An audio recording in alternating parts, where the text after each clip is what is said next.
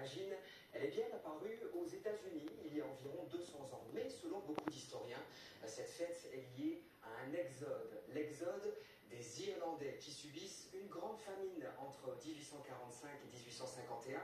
Ils sont près de 2 millions à prendre le bateau direction le Nouveau Monde dans des conditions souvent terribles. Et ces migrants veulent absolument garder certaines traditions, les traditions d'origine celtique, notamment les traditions d'une fête extrêmement ancienne, la fête de Samhain, ou fête de Samin en français. Elle avait lieu aux alentours du 1er novembre, quand la nature change de couleur, quand les températures baissent et quand les jours raccourcissent. On raconte qu'à cette période de l'année, la frontière entre le monde des vivants et le monde des morts devient floue, presque poreuse. C'était l'occasion pour ces gens d'allumer de grands feux, d'organiser de grands banquets et de célébrer leurs défunts. Et dans ces traditions irlandaises, eh bien, on retrouve beaucoup d'éléments de la fête d'Halloween. Oui, comme une que vous êtes très nombreux à apprécier, c'est la citrouille transformée en lanterne. Alors vous connaissez peut-être son nom en anglais, Jack O'Lantern, Jack à la lanterne.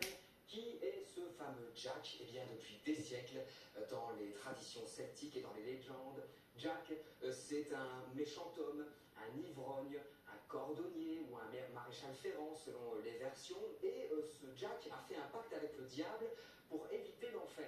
Le problème, c'est que le paradis ne veut pas de lui non plus. Et donc, on raconte que ce Jack erre dans les tourbières de l'Irlande avec à la main non pas une citrouille, mais un navet comme cette copie conservée au musée national d'Irlande. Il faut imaginer en pleine nuit avec un charbon ardent à l'intérieur, seule source de lumière. Ça devait être assez effrayant.